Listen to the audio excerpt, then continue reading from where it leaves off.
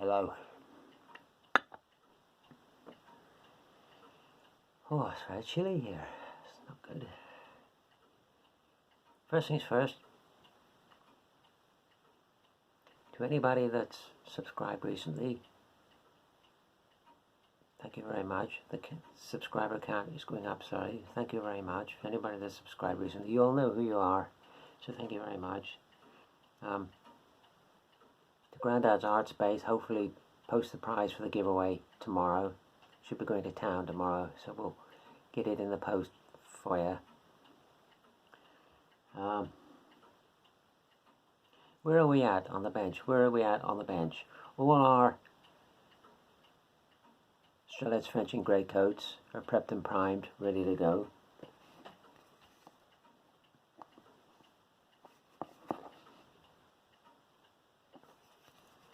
So that's them ready to go. Our Zvezda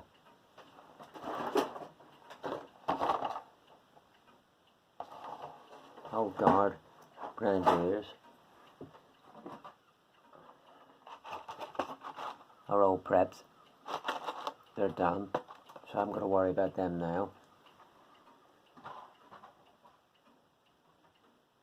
And in this container is every figure I need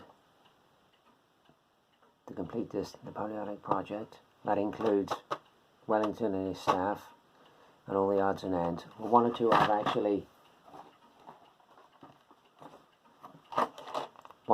prepped already, so that's my job in a minute when I finish this video. So I'll get on prepping these. And then we'll have everything prepped, ready to go. We haven't got to look for anything in the stash pile. We haven't got to prep anything. It's all just straight painting right to the end. So we'll get on with them in a minute. Somebody was asking me, Tim Stevens was asking me how I do my flags. Could I do a video on how I do my flags? Yeah, I'll do that for you. I'll do that for you now. There's no big secret to it, really. It's just the way I've learned. Just the way I've learned. It applies to any scale. It doesn't matter what scale you're doing. The method's the same. You know, I think it's probably the same method for most people, I would think. You know, when you make a video, it's always the same. When you make a video, there's always a piece of hair that sticks out. And you only notice it halfway through the video. Yeah, so the method's the same, whatever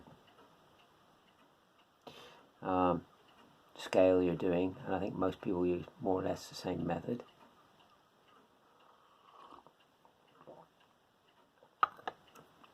But for 1/72 scale figures, as I have mentioned, it invariably seems to be that you're converting a figure for a flagpole. You know, in this case, for Frenching Greatcoats, we took that figure, the guy sort of holding a rifle, and we cut the rifle out.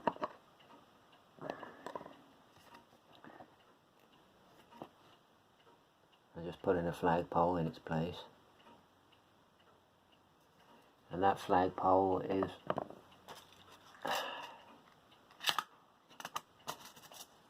one of these map pins. Just cut the point off it, break the ball off the end with a pair of pliers.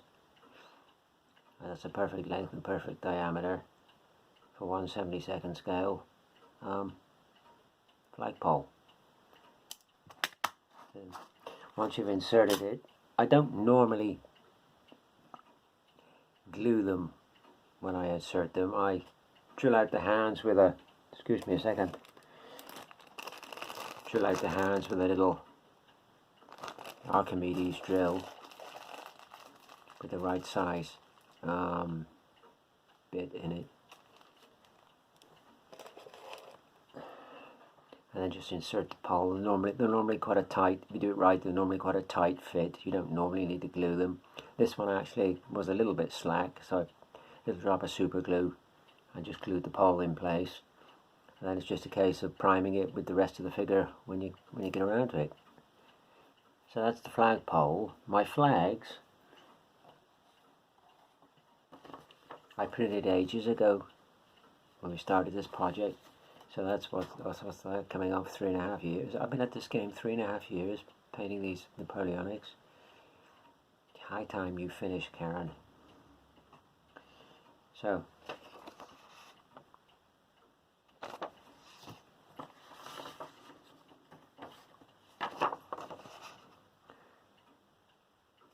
and I did the equivalent flags for the British as well, but they're in the other room in a box.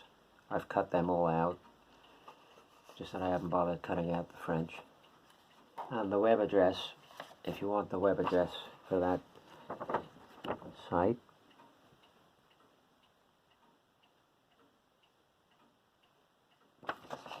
and it is still, that site is still there. I checked, it is still there.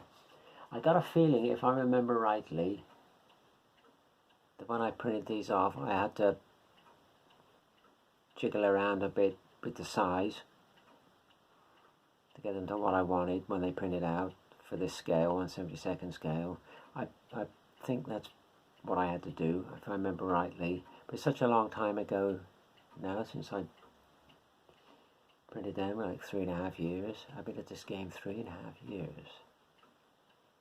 But anyhow, when you get your flag, and I will demonstrate with a bit bigger item. Here's this piece of garden wire as a flagpole, and this piece of paper as a flag. A white flag we're surrendering. All you really do is get a bit of PVA. This is actually a bit thick, this PVA. It's tacky glue. It's a little bit thick. You could water it down for this job, actually, a little bit. But I tend to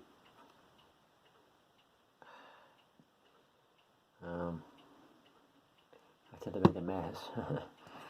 No, I tend to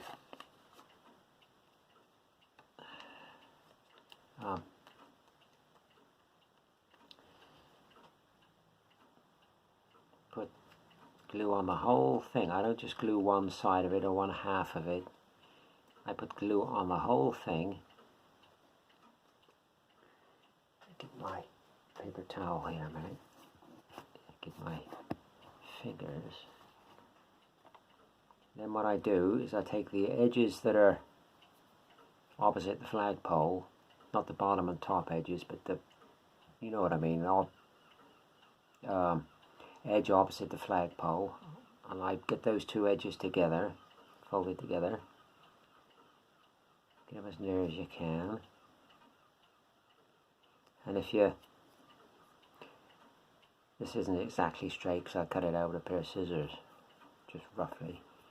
But if you're using a bit thinner glue than this tacky glue, you can manipulate the edges together with your fingers to get them lined up. Once they're lined up, you're left with something like that. Well, you can see that. Can you see my, oh, can you see my hand through that? Yeah, now you can. Now you can stick your flagpole up through it, and then just squeeze it right down the length of the flagpole. I tend to run my fingernail up the flagpole as well. Get it nice and tight on the flagpole. I don't put any glue on the flagpole whatsoever, you don't really need it.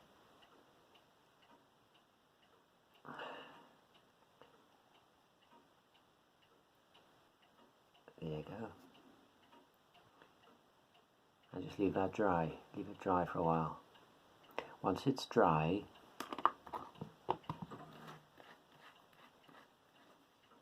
in good Blue Peter tradition, here's one I made earlier. Once it's dry, you can then go around the edges with a paintbrush, touch in the appropriate colours so you don't have white edges showing on your flag. There's nothing more infuriating to me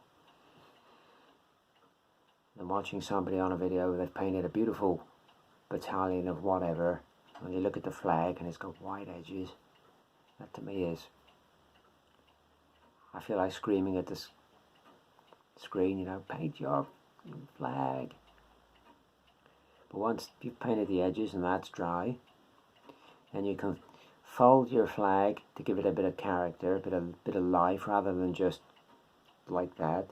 And there's two schools of thought with this. I've seen people gently folding it to what they fancy, what they think.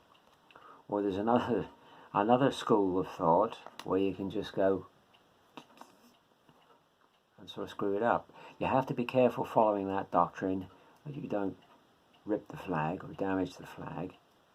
I tend to go with the folding it idea and looking at it. So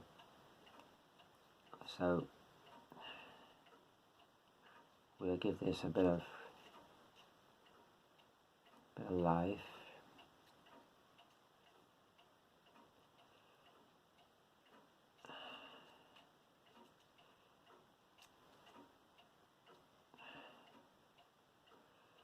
Yeah, just sort of stand back and look at the thing, and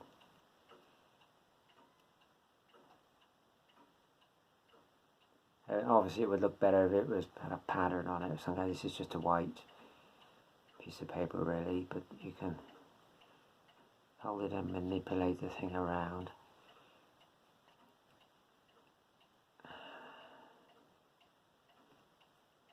When you're, that's not too bad, because no flag is going to be just flat straight out, unless it's a force 20 gale or something, I suppose. It's going to have some kind of movement in it, or if there's no wind at all, it's going to be straight right down, which you could also do. I'm still not 100% happy with this. Oh. See the problem I have with my fingers?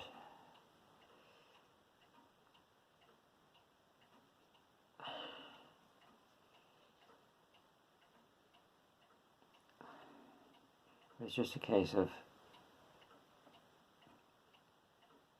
fiddling with it until you're happy with it, until you're satisfied with it. That's not too bad for a piece of white paper. So when you've got it reasonably to what you wanted, what you're sort of comfortable with, happy with, the next step is to varnish it. And by varnishing it, you'll help to keep it in the position in which you've put it. So give it a coat, maybe even 2 coats of varnish, and let them dry. Then you can go back to it and give it a final tweak up again. Yeah, that's not too bad. I would be, yeah, look better with a Union Jack on it or a French pattern on it or something, but you get the idea. You get the idea. It's a matter of how you feel about it and what you think about it.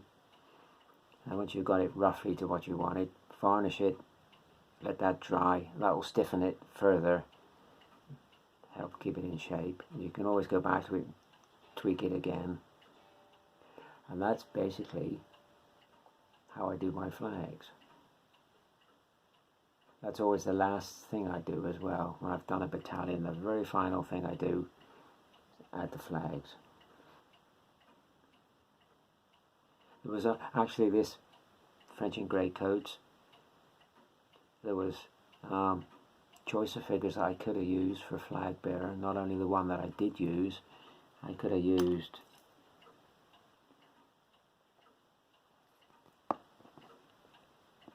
see, he would have made quite a good flag bearer. Cut the rifle out. That wouldn't have been too bad. Could have got away with him. Could add a pinch. Got away with him, but then the flag would have been half-mast.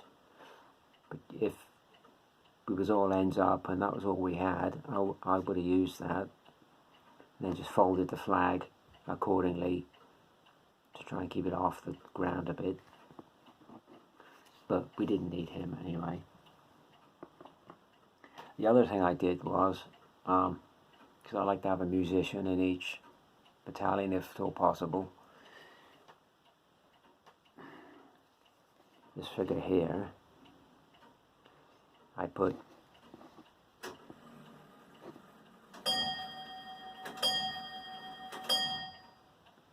always on camera. I put the drum on the back, so hopefully that won't look too bad time we painted it. So that's that. And of course, as I said we'd have a command figure. The last batch of Strelets we did,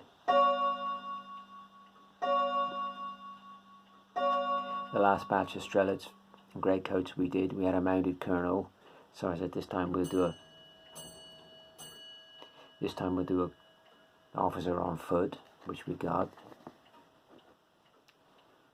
I think that's an Eschi figure, if I'm right. Quite a nice figure. So that's our mounted, I don't know what he is, officer, colonel, whatever he is. That's our batch of Strelets in greatcoat. So I'm going to crack on now with these nub end of the project figures. One or two